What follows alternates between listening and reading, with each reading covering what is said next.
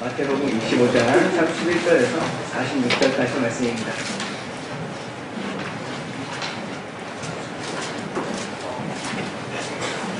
마태복음 25장 31절에서 46절.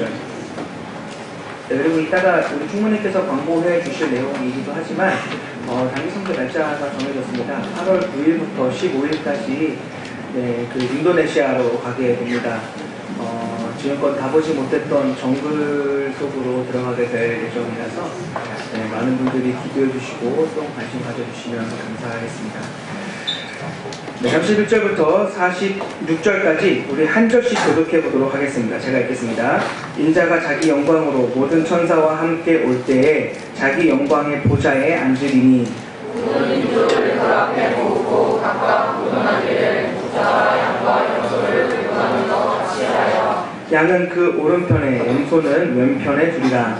그때 임금이 그 오른편에 있는 자들에게 이르시되 내 아버지의 보혈을 살리며 나와 창세로부터 너희를 위하여 예비된 나라를 삼으시더라. 내가 줄일 때에 너희가 먹을 것을 주었고 목마를 때에 마시게 하였고 나그네 되었을 때에 영접하였고 늙어졌을 때에 옷을 입혔고 병들었을 때에 돌보았고 옥에 갇혔을 때에 와서 보았느니라. 이에 의인들이 대답하여 이르되 주여 우리가 어느 때에 주께서 줄이신 것을 보고 음식을 대접하였으며 목마르신 것을 보고 마시게 하였나이까.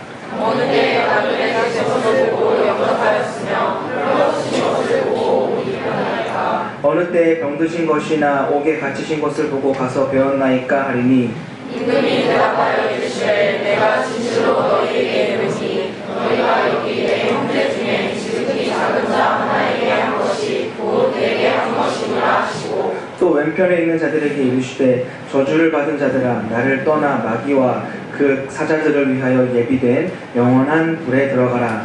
내가 줄일 때 너희가 먹을 것을 주지 아니하였고 목마를 때 마시게 하지 아니하였고 나그네 되었을 때 영접하지 아니하였고 헐벗었을 때에 옷 입히지 아니하였고 병들었을 때와 옥에 갇혔을 때에 돌보지 아니하였느니라 하시니 그들도 대답하여 이르되 주여 우리가 어느 때에 주께서 줄이신 것이나 목마르신 것이나 나그네 되신 것이나 헐벗으신 것이나 병드신 것이나 옥에 갇히신 것을 보고 공양하지 아니하였노라. 이에 임금이 대답하여 이르시되 내가 진실로 너희에게 이르노니 이 지극히 작은 자 하나에게 하지 아니한 것이 곧 내게 하지 아니한 것이니라 하시니 그들은 영광에 의인들은 영생에 들어가리라 하시니라. 아멘.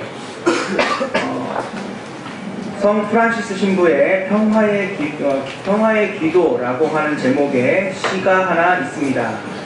굉장히 유명한 시여서 참 많은 사람들에게 읽혀졌고 또 많은 곳에서 이 시를 사용하고 있으며 또 기록하고 있고 또 정말 많은 사람들이 이 시를 통해서 이 시를 가지고 노래를 만들기도 했습니다. 이렇게 이 시가 유명한 이유는 이 프란시스 신부가 고백한 이 기도의 내용이 너무나 아름답고 또 그 안에 있는 담겨있는 그 정신이 너무나도 숭고하기 때문입니다. 그러나 한편으로 이 시를 읽으면서 얼굴을 찌푸리는 사람들도 있습니다.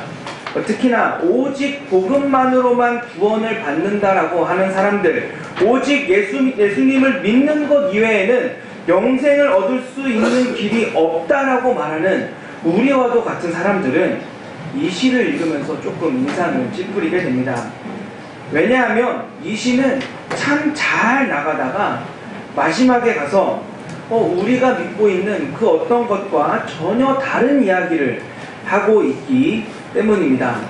하지만 정작 중요한 것은 지금 여러분들에게 가장 중요한 것은 그 시가 무엇인지 모른다라고 하는 내용인 것 같아요.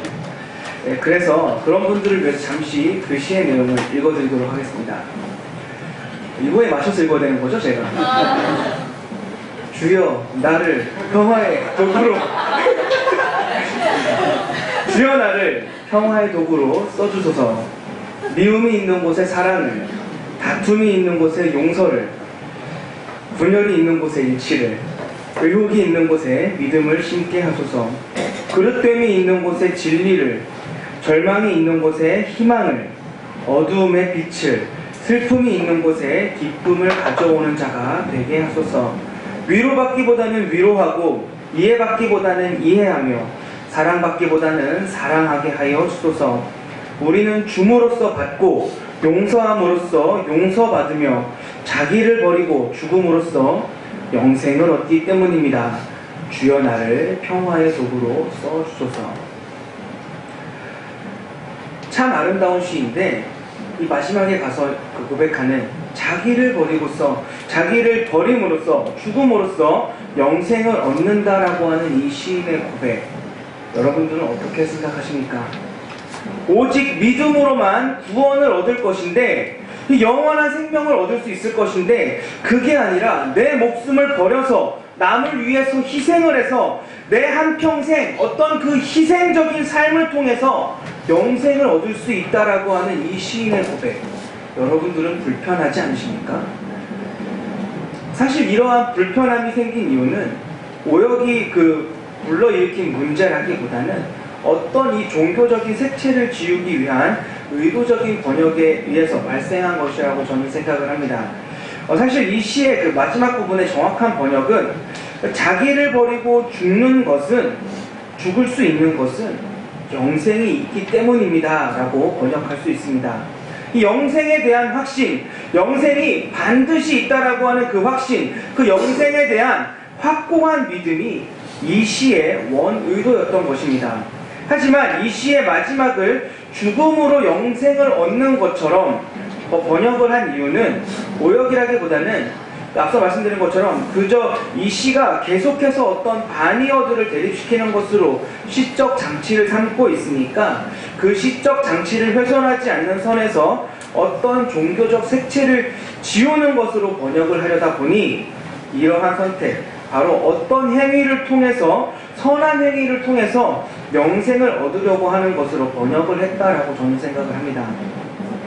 따라서 이 시는 참 아름답지만 그리고 이런 삶을 살아야겠다라고 하지만 우리와 같이 행위가 아니라 믿음으로써 구원을 받는다라고 하는 우리들에게는 마지막에 가서 한 번은 생각을 해봐야 하는 그런 시가 되었습니다. 이런 측면에서 생각을 해볼 때 여러분들께서는 오늘의 본문을 어떻게 생각하십니까? 오늘의 본문 말씀을 어떻게 생각하십니까? 이런 측면에서 볼 때 오늘 본문도 어딘가가 좀 불편합니다. 왜냐하면 오늘 본문을 이렇게 읽어보고 또 저렇게 읽어봐도 아무리 거듭해서 읽어봐도 아무래도 믿음으로써 구원을 받는다라고 말하고 있는 것 같지 않기 때문입니다. 믿음이 아니라 어떤 행실로, 행함으로, 선행으로서 구원을 받는 것 같은 그런 불편함을 강조하고 있는 것 같아서 읽는 우리들로 하여금 눈살을 찌푸리게 한다라는 것입니다. 구원의 조건, 그 구원의 방법은 믿음으로 얻는 것임에도 불구하고 믿음이 없이는 하나님을 기쁘시게 할 수 없어서 오직 믿음만이 구원에 이를 수 있게 하는 길임에도 불구하고 이상하게 오늘 본문은 그 구원의 조건에 대하여서 구원의 그 방법에 대하여서 먹을 것을 나누고 마시게 하고 영접하고 옷을 입히고 돌보고 위로하는 어떤 이런 6가지 선행이 구원의 조건, 구원의 방법인 것처럼 말하는 것 같아서 읽는 우리들로 하여금 불편하고 또 헷갈리게 한다라는 것입니다. 오늘 본문의 상황은 이렇습니다. 예수님께서 영광 중에 천사들과 함께 하나님 나라의 왕으로 이 땅에 오셨습니다. 왕좌에 앉으셨고 아담으로부터 시작해서 모든 민족들, 모든 사람들을 한자리에 불러 모으셨습니다. 어마어마한 수가 모였겠죠. 그리고 예수님께서 명령하셔서 마치 목자가 양과 염소를 구분해서 따로 두는 것 같이 사람들을 오른편과 왼편에 구별해 두기 시작했습니다. 오른편에 있는 사람들, 왼편에 있는 사람들은 서로 어떤 영문인지 어떤 기준에 의해서 우리가 이렇게 나눠졌는지 알 수가 없었습니다. 왼편에 선 사람들이 염소로 모습이 변하여지고 오른편에 선 사람들이 양으로 모습이 변하여진 것도 아니기 때문에 뭐 어떤 눈으로 보이는 어떤 결정적인 특징들이 나타나지 않았기 때문에 이 사람들은 어떤 기준으로 자기는 왼편에 있는지, 어떤 기준으로 자기는 오른편에 있는지 알 수가 없었습니다. 그저 서로를 보며 어리둥절하기만 하고 있었어요. 이 왕이신 예수님께서 그 기준을 말씀하시기 전까지는 그 어떤 누구도 그 기준을 알 수가 없어서 어리둥절할 뿐이었습니다. 제가 중학교 2학년에 막 올라갔을 때의 일이에요. 뭐 물론 지금에도 그런 일이 있다라고 하면 정말 교육청에 신고할 일이지만 그 새학기 첫날에, 그러니까 중학교 2학년이 되었던 그 새학기 첫날에 선생님께서는 한 사람 한 사람씩 불러주셨고, 그리고 어떤 종이 2장을 나눠주셨습니다.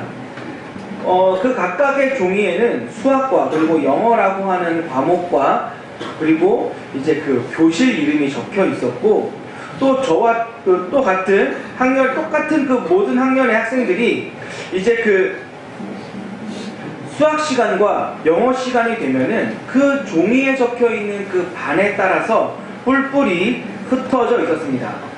흩어져서 수업을 받게 됐습니다. 지금 제가 무슨 말인지 아시겠죠? 학기 초에 어떤 종이를 2장을 받았는데 거기에는 영어와 수학이 적혀 있었고 거기에 각각의 반이 적혀 있었다라는 거예요. 그리고 수학 시간이 되면은 그 같은 학년의 전교생들이 그 적혀 있는 그 반의 그 이름에 따라서 모두 흩어졌다라는 거예요. 분명 나는 2학년 6반이라고 하는 반이 정해져 있음에도 불구하고 수학 시간과 또 영어 시간에는 그 종이에 적힌 다른 반을 찾아가서 저와 똑같이 반을 배정받은 친구들과 함께 수업을 들어야 했습니다. 무슨 영문인지도 모른 채 거기에 모인 학생들은 어색함과 또 어리둥절 속에서 수업을 받기 시작했어요. 한 주가 지나서야 알게 된 것이지만 그 1학년 때 그 수학과 영어 성적을 기준으로 우열반을 나눠서, 그러니까 차별화를 두어서 수업을 진행하겠다라고 하는 학교의 어떤 그 운영 정책이었었습니다.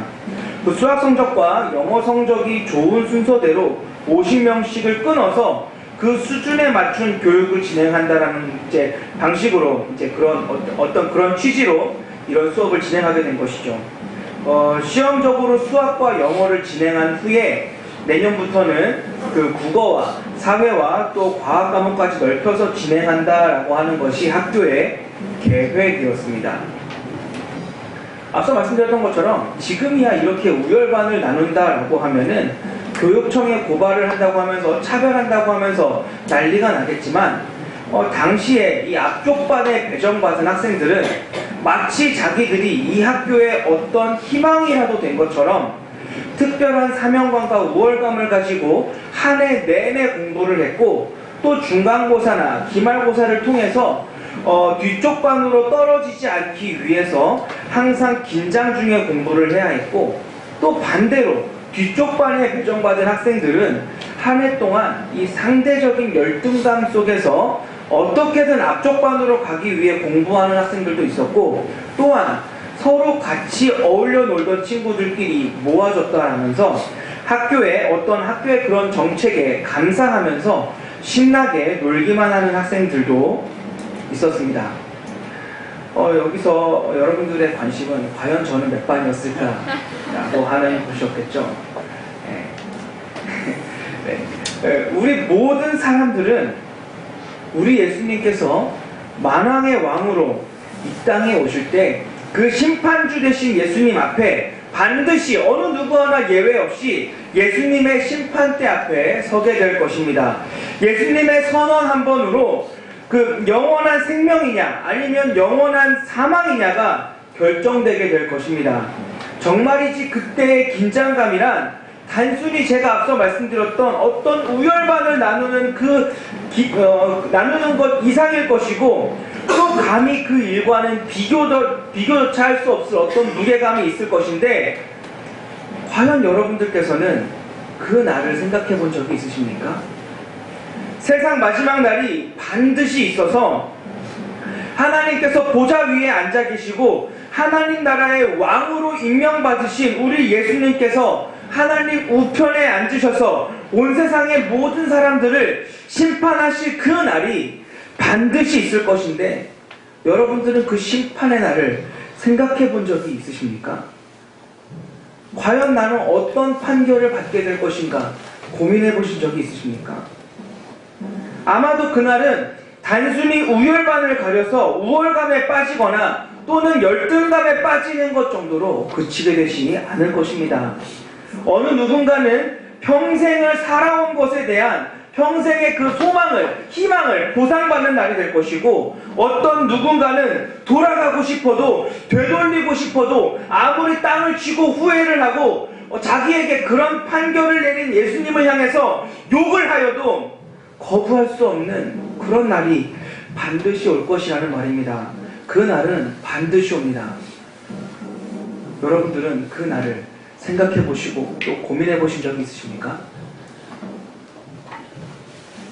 잠시 오늘 본문의 이해를 돕기 위해서 오늘의 그 본문의 상황을 조금 제가 각색해서 여러분들에게 설명해 보겠습니다. 우리 부평중앙교회를 다니던 이 미커 안에서 그 차태현이라고 하는 그 형제가 심판을 기다리기 위해서 서 있습니다. 벌써 너무 많은 사람들이 그 심판대 앞에 와 있었고, 이 차태현 형제는 그 초조하게 언제 그 심판이 시작되는지 주변을 막 두리번거리면서 기다리고 있었습니다. 그리고 드디어 영광스러운 빛과 함께 영광스러운 나팔 소리와 함께 예수님께서 천사들을 이끄시고 왕의 모습으로 심판대 앞에 나오셨습니다. 사람들은 너무나 기쁜 모습으로 왕 대신 예수님의 이름을 부르고 있었습니다. 이 차태현 형제 역시 부평중앙교회에서 예수님이 하나님의 아들이시고 예수님을 믿어야, 그리고 그 믿음으로 구원을 받는다라고 하는 사실을 들었고 그 말에 믿음으로 동의하고 살았기 때문에 자기도 구원을 받을 것이라고 하는 그 사실에 확신이 있어서 자신을 구원해줄 그 예수님을 보면서 환호성을 지르기 시작했습니다.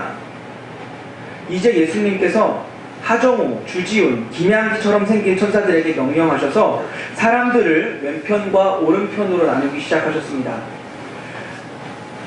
이 하정우처럼 생긴 천사가 와서 이 차태현 형제를 왼편으로 데리고 왔어요. 예수님께 명령을 받은 하정우, 주지훈, 김양기처럼 그 생긴 천사들이 사람들을 나누는 것을 마치자 우리 예수님께서는 먼저 오른편으로 몸을 돌리시면서 이렇게 말씀하십니다.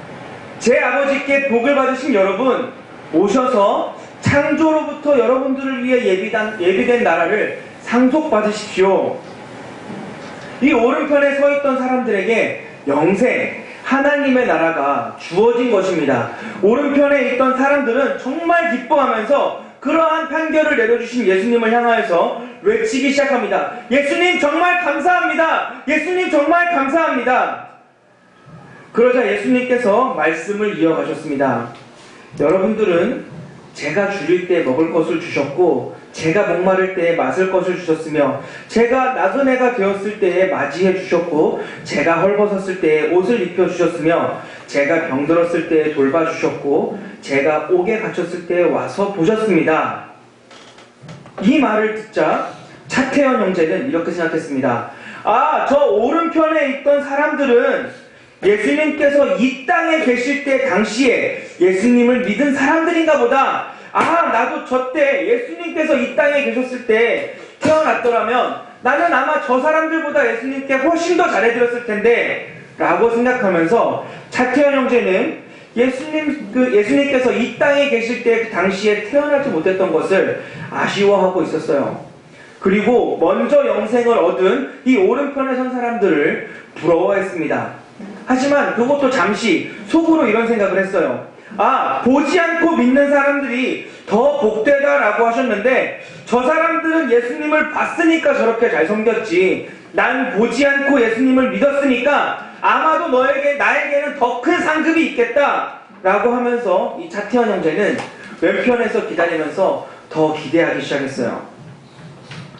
그런데 이어지는 그 오른편에 있던 사람들의 말은 이 차태현 형제에게 충격을 줬습니다. 예수님, 저희가 언제 예수님께 음식을 드렸나요?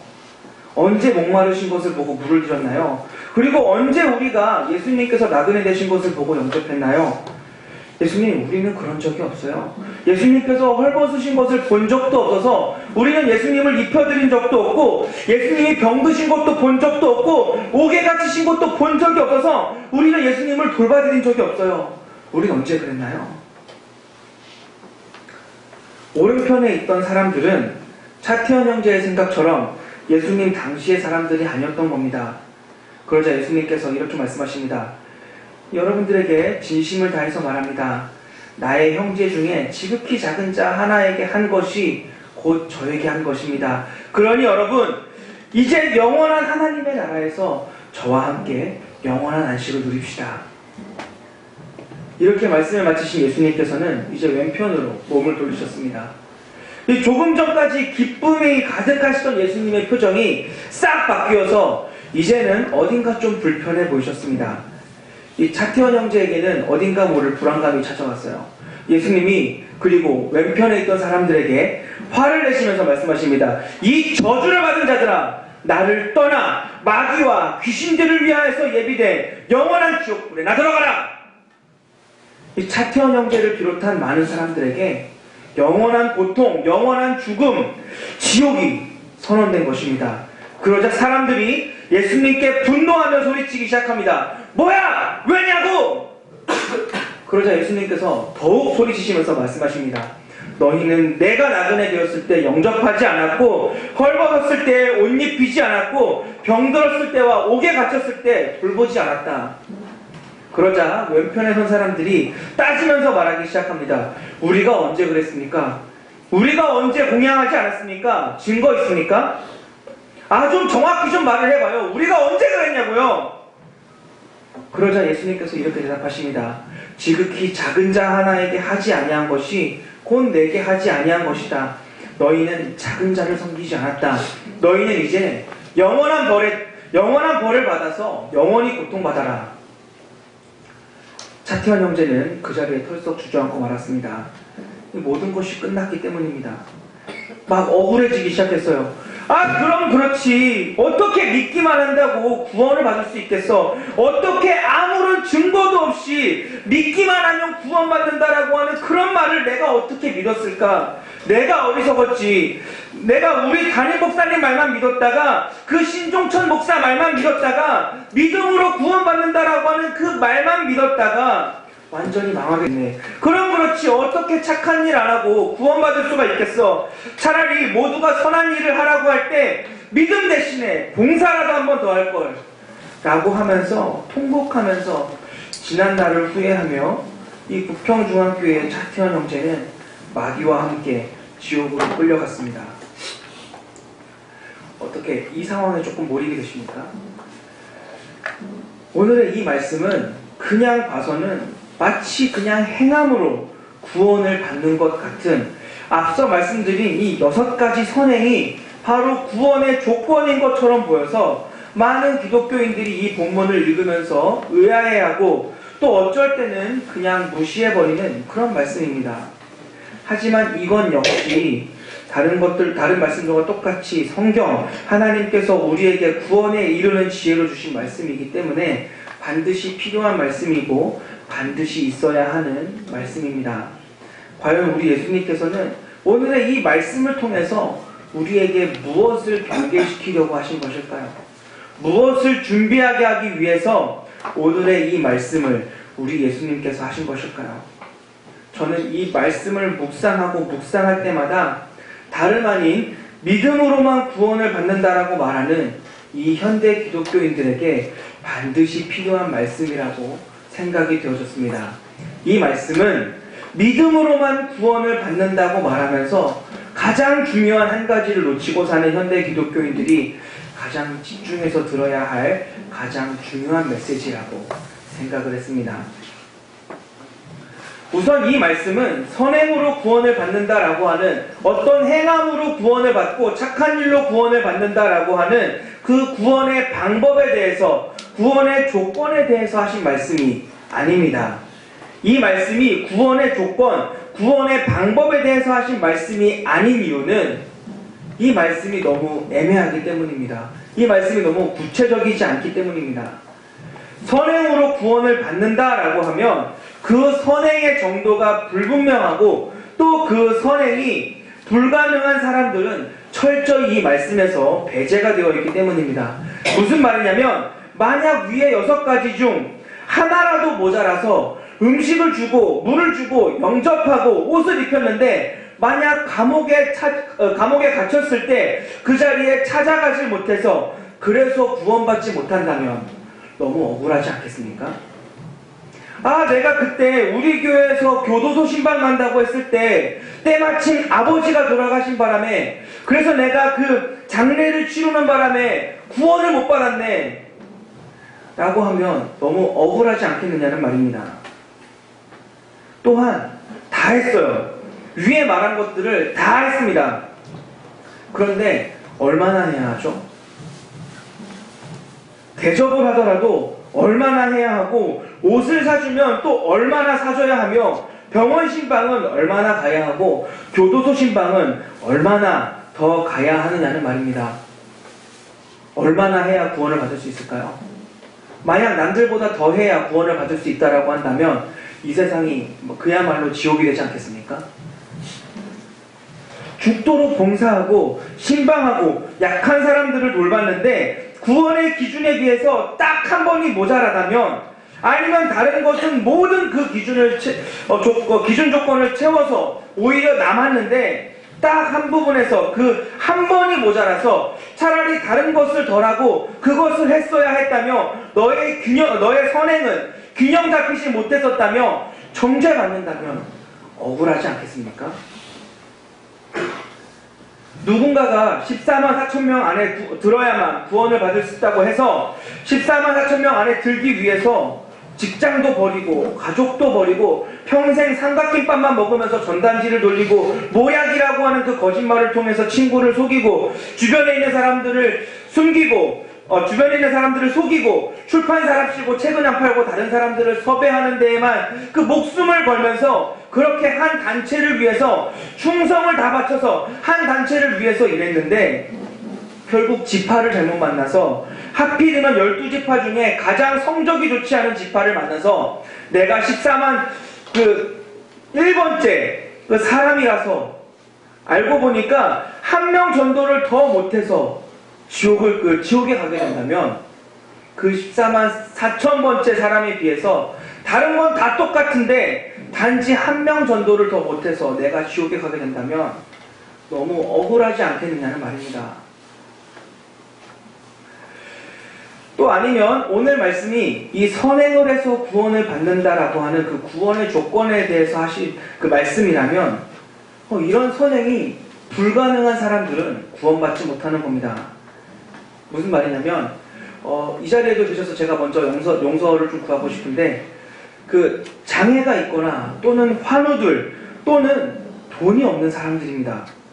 선행을 하고 싶어도 돈이 없어서 사람들의 도움이 없이는 어디 이동조차 할 수 없는데 단지 그 선을 행하지 못해서 가장 악한 자로 구별이 되어서 지옥에 끌려가게 된다면 이 생애에서도 힘들었는데 죽어서도 지긋지긋한 고통 속에 살아야 한다라고 한다면 여러분들 그거 너무 억울하지 않겠습니까?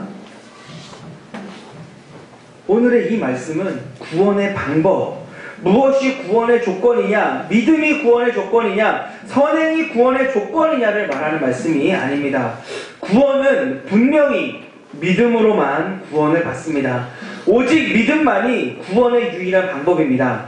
하지만 그런 나머지 너무 믿음만을 강조한 나머지 선행을 너무나 소홀히 여기고 등한시하는 것이 문제라는 말입니다. 여러분들께 묻겠습니다. 정말 믿기만 하면 구원받습니까? 정말 믿기만 하면 예수님이 하나님의 아들이시며 예수님께서 나의 죄를 대속해서 죽으셨고 그 죽으심이 나의 모든 죄를 대속하셨고 그 사실을 믿으면 부활해서 하나님 나라에서 살게 된다는 그 사실을 믿기만 하면 구원받는 것이 맞습니까?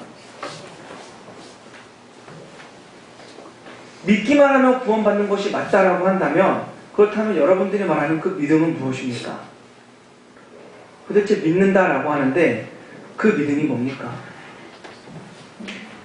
너무나 안타까운 것은 현대 기독교인들이 알고 있는 이 믿음과 성경이 말하고 있는 이 믿음이 서로 다르다는 데에 있다는 거예요. 성장과 성공에 물들어 버려서 이 믿음이라고 하는 것이 변질되어 버렸다라고 하는 것이 너무나도 안타까운 것이란 말입니다.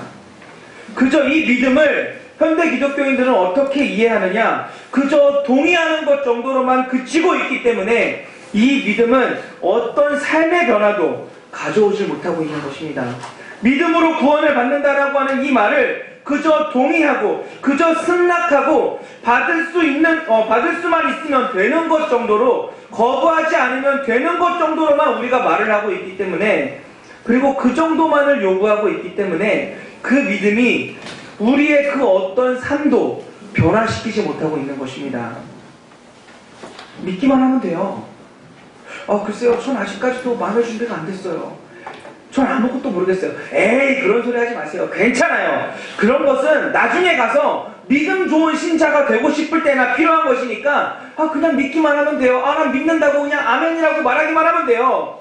그냥 인정하세요. 그냥 인정하기만 하면 돼요. 인정한다고 해서, 믿는다고 말한다고 해서 뭐 손해보는 거 없잖아요. 믿음은 그냥 돈 한 푼 안 들이고 손해보지 않고 사후를 보장받는 아주 보상 좋은 보험과도 같은 거예요. 그러니까 그냥 지금 이 시간에 믿는다고 하세요. 그래도 잘 모르겠어요. 그러지 마시고 그냥 믿는다고 말만 하세요. 구원받고 난 다음에 그런 것들 알아도 늦지 않아요. 그러니까 믿기만 하세요. 이게 복음입니까? 이것이 믿으면 구원받는다고 하는 예수님께서 죽으시면서까지 완성하신 복음의 실체가 바로 이겁니까? 우린 너무나 이 복음을 싸구려로 만들고 있기 때문에 그 믿음이 우리의 삶에 그 어떤 영향력도 어떤 변화도 우리 삶에서 일으키지 못하고 있는 것입니다. 제가 결혼을 준비할 때 일입니다. 이 부교육자의 특성상 한 곳에 오래 머무는 경우가 참 드물어요. 이 사역지에 따라서 자주 이사를 해야 하고, 또 사역지의 형편에 따라서 사택을 주는 교회도 있고, 전세 보조를 하는 교회도 있고, 또 월세만 지원하는 교회도 있고, 그 형편이 그 교회들마다 매번 바뀌기 때문에 부교육자들의 집에 가면은 특성상 짐을 많이 놓고 사시는 분들은 거의 없습니다. 그것은 저도 마찬가지입니다. 이사를 하면서 짐이 될 만한 것들은 처음부터 사지 않고, 꼭 사야 하는 것도 이사를 염두에 두고 이사하기 위해서 유리한 것들로 구입을 하기 시작했습니다. 어느 누구도 저희 집의 그 짐들을 보면서 저희가 구매한 물건을 구매하는 것을 보면서 저 사람 이사 가면 내 손에 장을 지진다 라고 말하는 사람들은 없을 겁니다. 우리 역시 이 머물기 위해서 머물러 살 집과 물건들을 구매한 것이 아니기 때문에 이사를 염두에 두고 어떤 상황이 주어진다면 떠나는 데에 무리가 되지 않는 것들로만 우리는 구매를 했기 때문에 두고 가도 되는 것, 또는 그 전에 다 사용할 것들로만 구매를 했기 때문에 저희 집의 생활 방식은 다른 머물러 살기 위해서 집을 구한 사람들의 그 생활 방식과 차이가 있을 수밖에 없다라는 것입니다. 이사를 염두하고 있음에도 불구하고 마치 한 평생을 살 것처럼 살 수는 없다라는 것이죠. 성경이 말하는 믿음이란 바로 이것입니다. 믿음이란 삶을 바꿀 수밖에 없습니다. 이번 생이 내 평생의 끝이 아니라 죽음 뒤에 영원한 삶이 있다라고 하는 그 사실, 그 영원한 삶을 보장받을 수 있는 길이 열려 있다라고 하는 그 사실, 그리고 그 길이 나에게 주어졌다면, 그리고 내가 그 길을 걸어가기로 했다면 나의 삶의 방식은 이전과 같을 수가 없는 것입니다. 영원한 삶을 위해 산다고 하면서 마치 이 땅을 위해 사는 사람들과의 그 삶과는 다를 수밖에 없다는 거예요. 같을 수가 없다는 겁니다. 이게 바로 믿음입니다. 우리가 계속해서 보고 있는 이 마태복음은 예수님의 그 위인전과 같이 기본적으로는 시간 순으로 기록되어 있지만 그 기록 방식에 있어서는 굉장히 독특한 방법을 취하고 있는 것이 바로 비슷한 주제들과 사건들만을 한데 모아서 그 예수님의 의도를 더욱 명확하게 드러내고 있다는 겁니다. 그래서 우리가 이전에 살펴봤던 마태복음 5장에서 7장은 예수님을 통해 새롭게 선포된 하나님의 나라의 그 율법을 말하고 있다면 10장은 그 예수님을 거부한 유대인들을 향한 제자 파송에 관한 주제를, 13장은 비록 눈에 보이지 않지만 반드시 있을 하나님의 나라에 대해서, 그리고 오늘 본문이 속한 이 마태복음 25장은 깨어있으라 라고 말씀하시면서 다시 오실 예수님의 날을 준비할 것에 대한 주제들을 모아놓고 있습니다.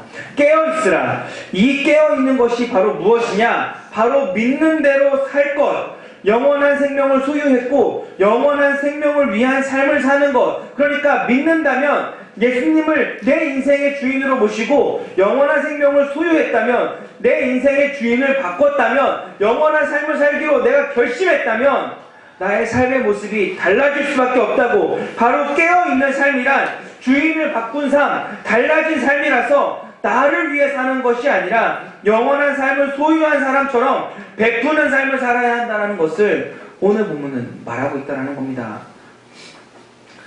오늘 본문은 믿음으로 구원을 받을 것이냐 아니면 선행으로 구원을 받는 것이냐고 하는 그 어떤 구원의 조건이나 방법을 말하는 것이 아닙니다. 믿음이란 내 인생의 주인을 바꾸는 것이고 내 삶의 방향을 바꾸는 것이고 내 삶의 방식을 바꾸는 것이어서 반드시 그의 삶의 방식이 바뀐다, 반드시 그 삶의 목적과 방식이 바뀐다는 것을 말하고 있는 것입니다. 믿으면, 그러니까 내 삶의 주인을 바꿨다면 그 삶은 바뀔 수밖에 없습니다. 그 사람의 삶의 목적과 방식은 반드시 바뀔 수밖에 없습니다. 더 이상 썩어 없어질 이 세상을 위한 것이 아니라 영원한 생명 때문에, 영원한 생명을 위하여서, 내 삶의 주인을 위하여서 베푸는 삶을 살 수밖에 없다라고 오늘 본문은 말하고 있는 것입니다. 그런데 오늘날 이 현대 기독교인들은 이 가장 중요한 이 부분을 놓치고 살고 있는 것 같아요. 믿음으로만 구원을 받는다고요? 어디 한번 100번 그렇게 믿어보십시오.